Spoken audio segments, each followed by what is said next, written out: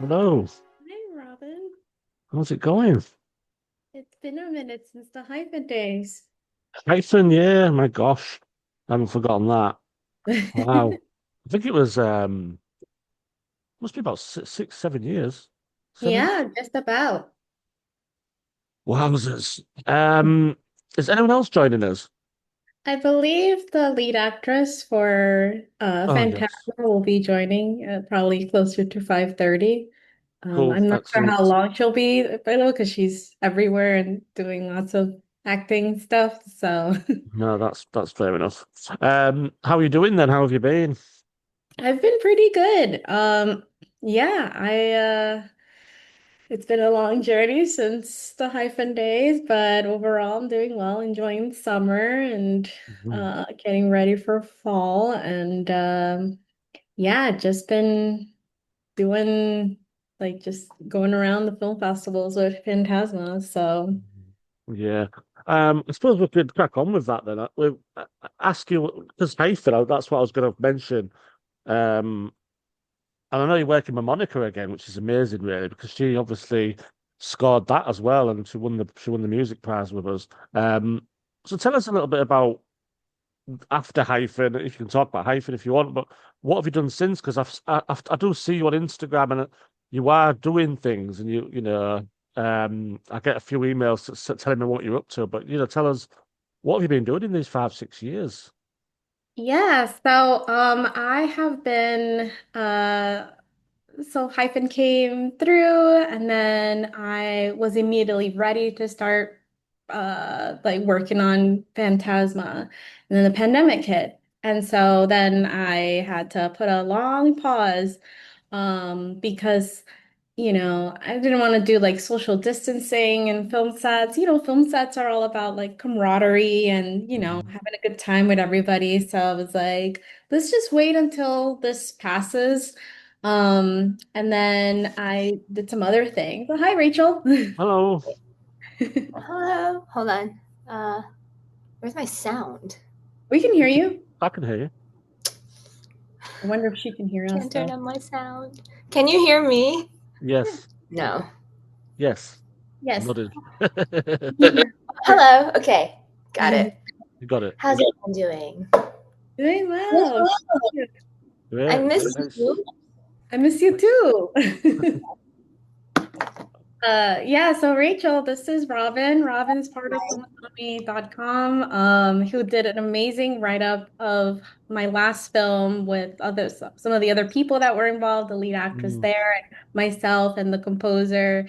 And then yeah, Robin, this is Rachel, and she's the lead now for this film and who did an amazing, beautiful job, yeah. if I say so myself. And yeah, is based out of New York and Robin's based out of the UK. So yeah, happy So, everybody's here. so it's quite Well, I'm on late the here, West 10:30. Coast. But yes. Yeah, I've been traveling a lot, but I'm on the West Coast right now, so West Coast time. So sadly, this is a hotel room. I just wanted to kind Okay. of like get on my computer today and like meet with y'all and have this conversation and really excited for it too. So Great. Appreciate Well, it's nice to meet you. Yeah, yeah. I've watched the film. I was just talking to Maria about just what she's been doing since hyphen because I think I'd have to check, but I think it was 2018 that we talked first with Monica as well, who won the music prize back then, believe it or not. Yeah. So I was just the pandemic hit, and he was just telling me about what's happened since then. Really, Maria, do you want to just carry on with that? I think we're 2021 now. I think. Yeah, yeah, yeah. So 2020 came, 21, 22, and then 23, I was like, okay, like I just kind of was like, let's get the crew together. Mhm. So I got the same cinematographer for Hyphen. We work wonderfully together. We have a language. And then I held a casting call, and right when I was like, I cannot find the right person, Rachel appeared out of Mm. nowhere. And I Mm. was like, oh my God, this is it. This is perfect. Like this is who's supposed to lead this film. And then we filmed it in like 3-ish, 4 days, and then went into post-production, and post-production took a while. just because there was many like pieces and work and things like that. But aside from like doing all my like film work, I had been teaching at Emerson College. Mm, I also delved into theater as well. So I did projection design for theater, scenic design, projection art for galleries and museums, and like live visuals and DJing, and like so so from 2020 to like 23, like the for 3 years, I just kind of was doing my other artwork that I do yeah. besides filmmaking. Yeah, And so and you're sort of into.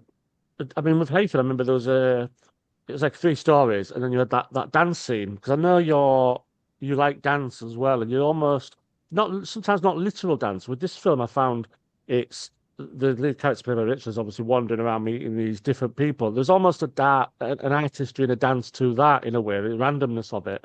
So, like, tell me about the writing of this script. I mean, did you? I suppose the process wise, did you lock yourself away, just write? What music were you listening to, and also what were you trying to say with this one person sort of wandering this earth, meeting these random people? yeah, so the writing started unofficially in 2019 and in the Notes app on my phone. And so like 2019 was a weird year for me. And I just kind of would write these stanzas, these like blocks of text that ended up being poems. Mm, And I was like, wow, like I'm writing a lot, like throughout like different times. With the change in seasons. And mind you, this is pre-pandemic, so like, but I felt mm, like just in general, like, wow, time is passing by so fast. And I don't like my own relationship with time and people and things like that. And then I was like, I should make a film. I want to make a film. Let's do this mm, again. And then 2020 comes. And so I was like, okay, I like we all go into social isolation, social distancing. And I'm like, like this is kind of what I was touching upon last year, where like my relationship with like time and like other people was like, what does this all mean? And so now we're kind of re-examining our relationships with ourselves and with each other, with mm, strangers or like people we know. And so I kind of reworked the script a bit so that I incorporated the poetry as like lines that Rachel says in the character Ava like says throughout the film of like these like sudden like realizations. And I saw the movie Patterson, and I was really I loved just like this person who's just like a bus driver and is just writing down poems. And mm, because I was like, oh wow, like that happened to me.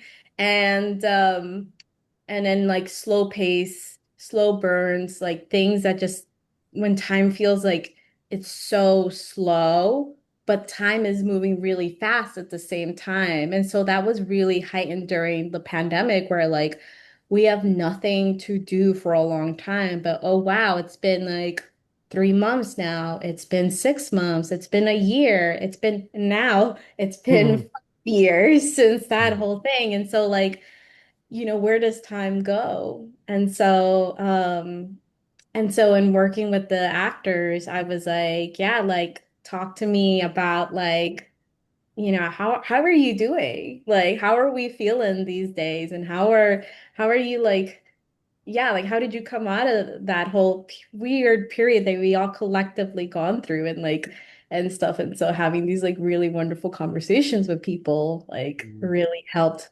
craft this story and like what makes sense and yeah, and all these like ultimately me missing having weird and very short conversations with people at bus stops or the train stations or Yeah. waiting in line for coffee together, like that, it just kind of has changed and kind of sort of disappeared. And I'm like, where did it go, Do you know what it reminded me of? And this is from the very first scene when the two guys bump into each other, and then the third guy bumps into them. It reminded me, I don't know if you know about Hal Hartley and Richard Linklater from the early 90s, when American independent cinema kicked off, and you had all those indie films, including Jim Jarmusch, who you've just Mhm. touched on there with Patterson.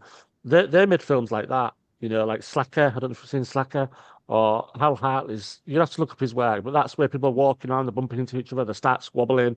And there's something comic about it. I laughed at that opening scene. Especially the third guy coming in, he said, "Who the fuck are you?" It's like this is like classic indie cinema. I loved it. And then just the way that Rachel's character just wanders about as well had a very indie feel to it. I thought it was a really good throwback for someone like me, who that's when I started to love film as an adult, indie cinema from the 90s. So, yeah, you've captured that and that post-pandemic thing where we almost had to learn to be social again. Mhm. That's really interesting, really interesting. Rachel, I suppose with yourself, let's ask you a question then, like casting from your perspective when you landed, and what did you think of the script when you read it?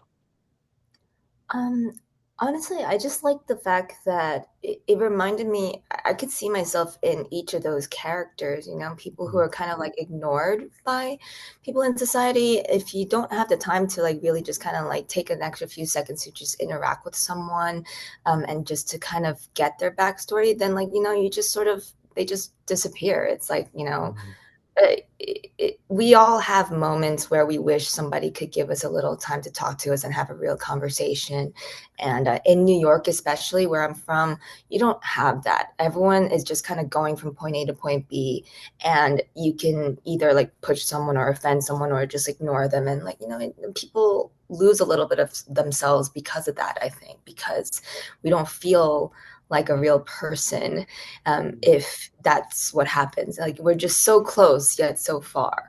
So when I interact with the lady with the dog, or even the child who kind of seemed like she was like left alone, or even those guys who are just like fighting with each other, it's just like, I just wish that we could understand people a little bit more. And I mean, Marie is the one with like, just the artistry of it, but just me, I'm just like, just someone who's trying to pull a little bit extra out of that, and to be able to have people empathize with each of the characters through, all of like my eyes and their eyes. So yeah, I mm. just like the fact that it was just more real and raw for me when I first read it.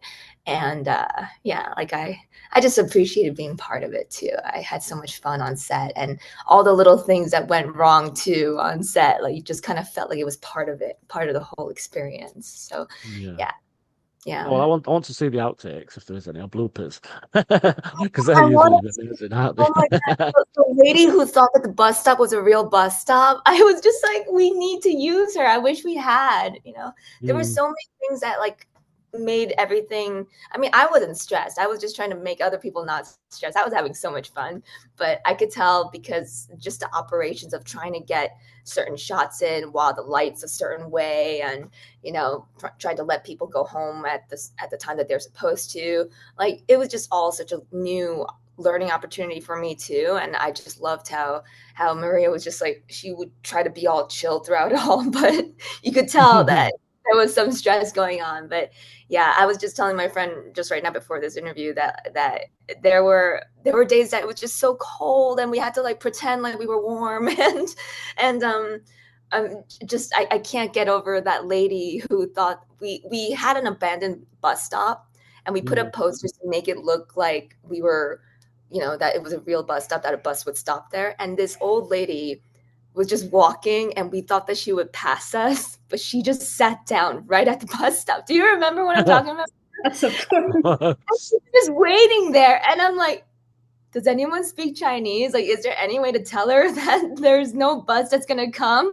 And I'm Oh like, we my need to gosh. tell her. And we were just waiting for her to leave. And I don't think she did for a while, And then Yeah. she just kind of waved us off because we were trying to tell her this isn't a real bus, but she didn't believe us. And we had to wait for a bus to go by before she realized. And it was just, that was just so funny. Like, but It's yeah. and it's like those moments like that that's like you cannot plan that. You cannot there's no like solution to that. It's like what do you do when someone thinks your set is real and like Yes. we can't like communicate, and that's the thing. It's like, the like it just kind of felt like, whoa, like Kismet, like just, I want to communicate with this person, and I like how wanted to use her. I thought fit so well. And I just don't know that you have to do this NDA stuff and all that, but it would have worked so beautifully, I think, just to get that one little, even if we didn't use a shot, just to kind of like try to use it.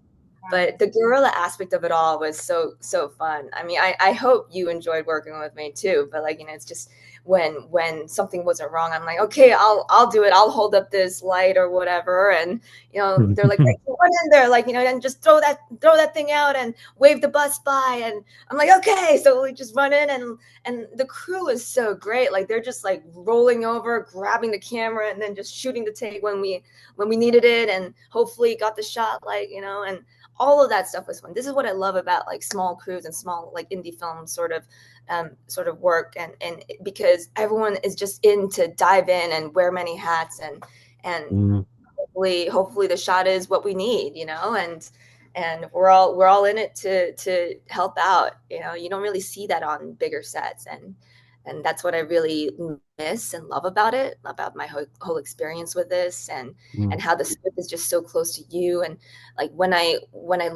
listened to you talk, Maria, like afterwards, regarding how long it took to write this and how much it meant to you, and like how COVID just kind of ruined everything, but not really. And then we got it all together, and I thought it was a gift when I was just kind of just randomly doing the self tape for you, and then when you said all these things about like how you cast everyone else, that really touched me. I don't know if it's okay to say, like, how it felt like you wanted to protect me in a way, like, when you were casting that guy in the bar, and like I fell in love with you for like during that talk that we had afterwards, because I'm not used to having that feeling of, like a director or someone like trying to protect me too, just for the fact that, I'm a girl and I'm a female in the industry too. Like, so yeah. I don't know if you wanted to delve into that, but I love that. Because I was going to ask about the casting, and that's absolutely perfect segue. That's really nice. So Maria, yeah, how did you cast the others? Like, just touch on what Rachel's just said there. You cast the rest of the people. What was your thought going into it, and how did you make those decisions? It's hard because it's like, okay, you put out this casting call with people who don't exist, but you're like, I want to see how the character exists in each person that I'm casting. And so I'm like watching all these tapes and like listening intently on like how the line delivery and the energy comes off of it. And so like some reads felt like very like on the nose and like very literal. And I'm like, I'm really looking for nuance. I'm looking for folks that like are like just kind of um taking this script to and bringing themselves into it more than like what's on the written page. This the dialogue and text is so like um so carefully crafted and planned out because there's a lot of subtext in it. And so it's not about like what the line is, it's about what's encompassing the line around it, what's the cushion, what's read between the lines kind of thing. And so, I took a lot of care about how I casted each person. Even when the comedy guys, like I think the first role that they were reading for was the guy at the bar, but I was like, I like their energy. This doesn't feel right. Like it doesn't fit for them, either of them, to be that mysterious, romantic, kind of alluring guy at the bar. I was like, I want them to like bounce off each other, and it worked. And it was funny, and like we kept laughing during the takes and filming. So that's when it's like, oh, this is perfect. The puzzle pieces fit together. And then with the woman at the bus stop,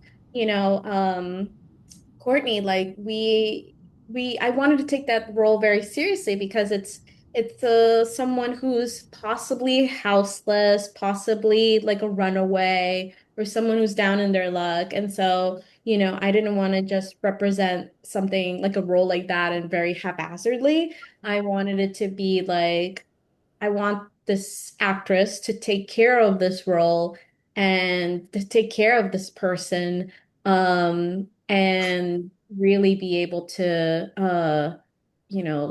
like show us not always tell us what's going on, maybe. And she And so, was amazing, you know, like, yeah, I'm sorry, my dog died too recently. So it's just, uh, I feel like an actor, they need to bring more to the story than just the lines themselves. And I think Maria had such a good, like, you're so intuitive that you're able to see, like, I guess the soul behind the actor. You know that there's more of a story there than whatever they're delivering in their audition or tape. And when we, like, I love it when we finally have our one-on-ones and our talks, because then, like, you get more, and then, like, maybe even, like, are willing to give us a little bit more room to improvise with that scene. And that's what I was looking forward to, you know, even though I only had like a couple of lines here and there for each of the scenes. It's just like I always wanted to put more into it. And like you know, when you cast someone, hopefully like I was like, you know, you were happy with what I did. But like I wanted to give my all, like with all of like any of the experiences that I could, like that I had that were relatable to that scene. That's what I was putting all out there, and hopefully that was able to be captured. But yeah, like I said, Robin, like, you know, I saw myself in every one of those characters, and the way that I interacted with them. That's, I just wanted to pull a little bit more out of that scene. So yeah, even yeah. at the bus stop, like I was like, I need someone that has a twinkle in their eye. And you can't really put that on a casting call. Like it needs to be like something special that comes from experience and wisdom. And then for the man at the bar, like I was like, I want this to feel not like a creepy like No. person. Like we wanted to feel initially of like, do I trust this person at the bar or not? But then you realize like this is like a lonely soul at the bar and is trying to find like connection and like Ava, the protagonist, just kind of usurps that like energy and says like, like I'm gonna do what I want in this moment, and it's He not. was hot. He's hot. I was And like, thank you for getting a guy that was like not creepy. yeah, He was like so shy and like had that like, yeah. you know, is there something It there? needed to be like someone who we all felt like, we can feel an intimacy, but that intimacy is not like uncomfortable for anybody involved. And then finally, like casting or like second to last, like casting the child actress, like Mm. she was such a go-getter. I was just so impressed. And like same goes obviously with Rachel, who's like, what else can I do? And like, really I felt like Rachel took in the role of an investigative journalist or reporter for this film Mm. where like she's like, I want as much information about this person as much as possible. And how can I incorporate myself in it because this is so relatable? And I'm like, this is perfect because, it feels like the protagonist blends really well with the actress. And I'm like, that's what it is. That's what I'm looking for. Mm. I think as well there was both of you were to play a part here. You as a director, Marie, and then the Rachel as the actor. It seems with each character as well that she had a moment where she changed her opinion of the person she was talking to. There's always a moment, and it wasn't in dialogue. It was just like at the bus stop, the way she looked at the woman at one point, or the way she looked at the lady on the floor. There was a moment, and I really like that. It wasn't dialogue. It was just a bit where she wasn't judging them. Even at the beginning, where she sort of swerved around them. She thought, "I'm not being part of this freeway argument. I'm just gonna." But she still had like that. You saw her expression, and I like that. Almost like a small, tiny character arc with each interaction. That was something I really picked up on. That was like some of Rachel's performance, obviously. But was that something you directed in her, or was you just seeing what she come up with? In those moments like that, I definitely let Rachel kind of like she asked me a couple of questions, but I didn't want to guide too much. And that's where it can get tricky for like a director because you're like you know what you're looking for, but also it's not until the actor does it and that you just Mm. like let it go, like you let go of the reins. And I feel like that like the words that are unsaid are the most important words of the film because that interaction of just eyes and energy that's being exchanged between actors like that's I can't direct it like that's all them. Mm. Wait, Robin, are you saying like you saw, what did you say? You saw like the non-judging like look? Yeah, Is like that what yeah, it was like an arc? when you meet strangers, you have this perception, and then 2 seconds later they're no longer part of your life. But in this film, you there's a couple of times at the bus stop, particularly where your expression changed, and you looked at them and almost like maybe sympathy or empathy. And I Yeah, think even though you only had these characters for like 2 minutes apiece, I think you yeah, had that little tiny evolving yeah, but it wasn't yeah. through dialogue, it was through you reacting to them just by changing your expression or looking at them a certain way, and that was really, I really like that part of the film. Oh, I'm so glad that you say that because, honestly, when I would ask Maria these questions, I would kind of get a little bit in my head, and then she would just say, just do what you're doing. And I'm like, okay. But I think those reactions were probably more honest because of it, because Yeah.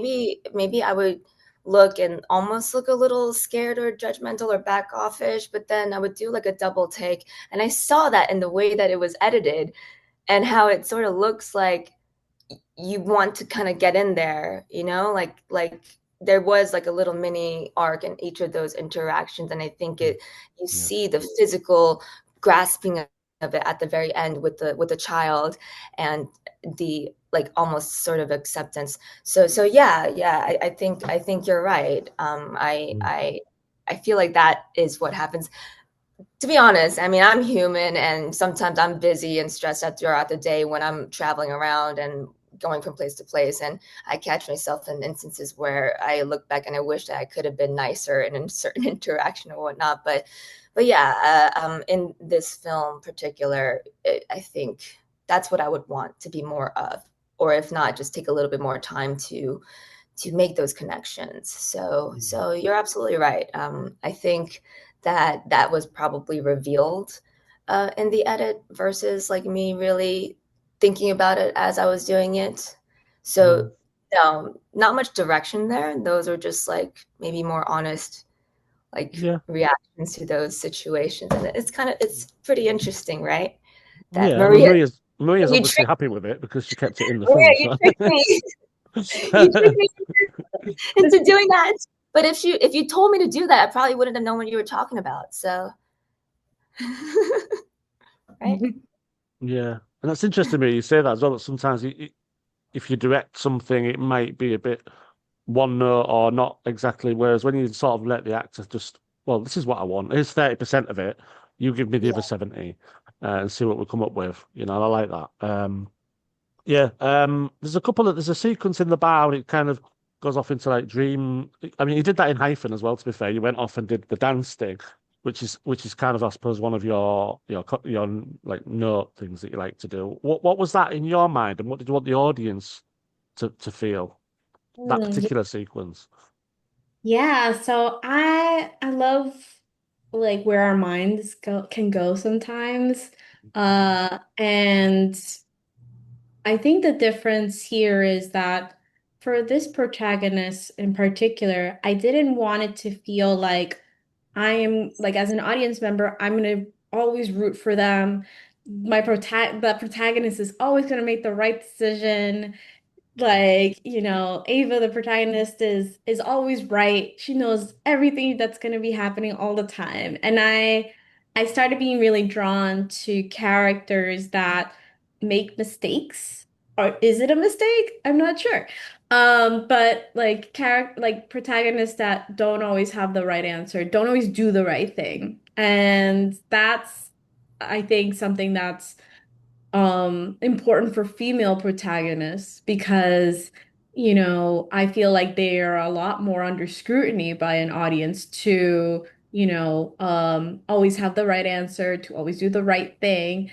And I kind of wanted to push back on that a bit, and that's where like it deviates from the dream sequence of Hyphen, where it's more of like I'm expressing this thing and like I want to fix it, I want to make things right.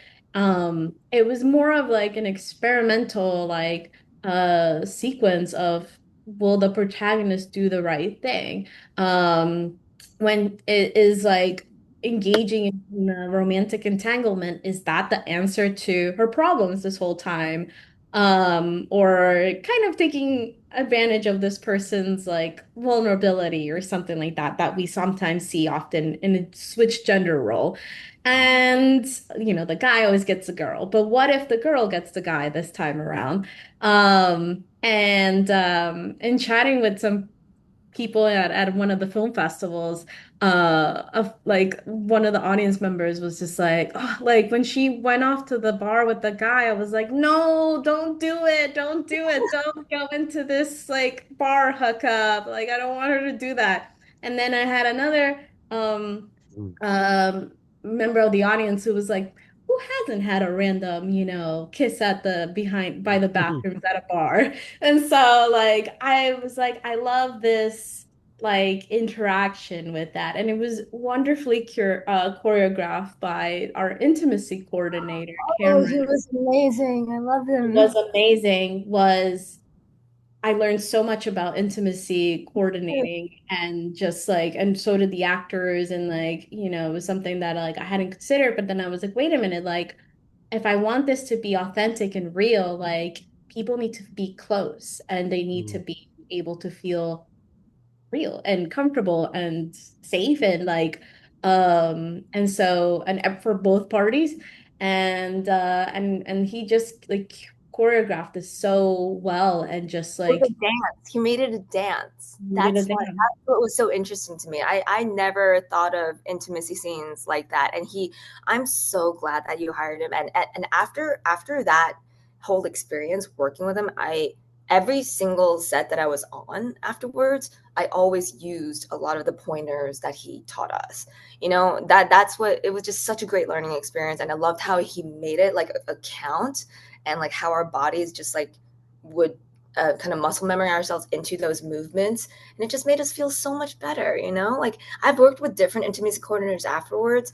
They were nowhere on par with what's his name, what was his name, Cameron. like, oh, so good. Thank you so much for that too, Maria, by the way. Like I say this all the time, and Mhm. I've been trying to get him a lot of work too, but like it just doesn't seem to work out so far. But I hope he goes far.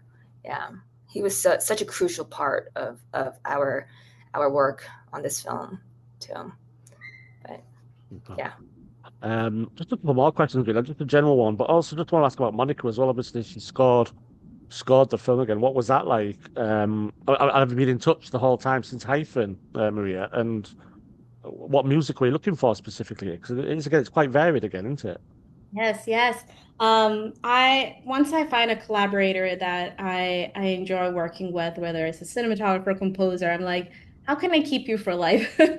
And so I felt that way with Monica because like just again like the score on Hyphen, it was just gorgeous. And so this time around, it was quite different actually because I feel like my last film had a lot more of like a traditional narrative and like this is where the key points are and let's organize it this way and I had temp music for her to for certain scenes and things like that. However, this time around our greatest challenge was let's feel where music is. It's almost like another character or this like bell, this like the sound effect, this like otherworldly supernatural like thing that's kind of existing that is cluing us in through music and we're getting a feel for it. And so one must be very like in a way like auditorially empathetic to the score. And so it was a little bit of a challenge because she had never worked that way before. Like she had mentioned, like, when we did our recap afterwards, it was like very like, yeah, like I'm used to like, okay, this is point A, point B. All right, let's get to there, etc. But sensory feeling of music, the music asking a question, the next piece of music picking up and answering that question is how everything kind of interlinked with each other. So, and I wanted to go for more like electronic-y sounds too, versus like the more orchestral like sounds from a prior film. And so I gave her like a long playlist of like things that were more like abstract, like I gave her more like Radiohead and like Philip Glass and other things that like some songs that just wouldn't necessarily fit into a film, but I'm like, this is what this feels like, where it's Mm. like, maybe it's like ambient music or like kind of like low underground, like techno kind of stuff, but like um yeah, like I was like I want to like try many things, and so we're just trying and finessing it. So it's like I gave her this time around like a lump of clay and like let's see what we're gonna build out of that. Super. She did a good job. Yeah. So yeah, once again, she's back at this festival and we're talking about her music. Just going forward, I suppose both of you, what have you got planned next individually? And do you feel you may work together again one day? Oh, I want to. Can we? Like I said, Guys, once I need work. Mm.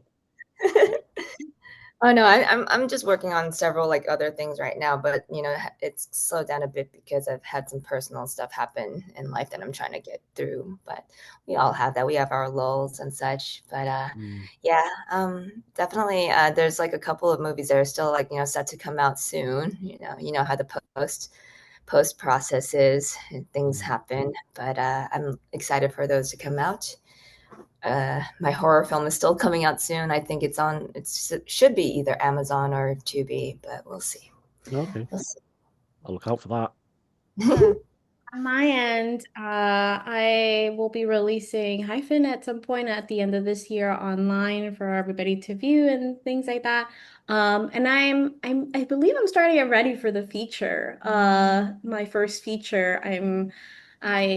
I'm very inspired by the journey that my mom came to the US from El Salvador in Central America, and have this time around versus poetry, I have like these kind of like photographic stills in my mind that I would love to first create a photographic like documentation and then like work with that to turn it into like a longer full length film. And so that might mean like filming abroad. That might mean filming all in Spanish with a like local crew and like figuring some of those logistics. I've never done that before, but I'm excited for the challenge, but I need to sit down and write the script. But yeah, and I'd love to try my hand at a comedy. Like I've always wanted to try like a new genre that is a little bit longer. Which Comedy. That's me. Come on. That's whole. That's all me. You know me. you've got quite the comedy chops, I will say, besides being like very serious in my film. So yeah, I'd love to try my hand at now more of like a genre and the feature length film, which I will like start getting to work on. And do you know what, Maria? It's really good to have you back at the festival. It doesn't feel like it's been 6, 7 years, to be honest. Yeah. And when you bring out Hyphen, if you're gonna want to talk about Hyphen when it comes out, let's get in touch again and let's do an interview. Let's promote it. It'd be nice to watch it again, to be fair. So, Greatly appreciate all the work you've done to get this like be like momentous and like so many people read the articles and the listened to the podcast that we had going on, and like the like yeah, like it was like really great to hear and read all of these like other interviews by other female filmmakers and like mm, yeah, so like congrats to you as well for like a wonderful 10 years. And I'm like very happy that, I was like, as soon as Phantasma came, like finished with post, I was like, I gotta get it onto the Femme Filmmakers Festival. I have to. yeah, and it's got its own website now as well. So I'll send you the link for that. And you're gonna probably get a couple of reviews, one on the one site, one on the. I've got a lot of volunteers, a lot of people writing for me. It's a massive collaborative effort, this one. 63 short films. Amazing, really. I'm really chuffed. So yeah, thank you both. Thank you. I appreciate both of you being there and just, yeah, the great words. And yeah, very proud of this community-based project.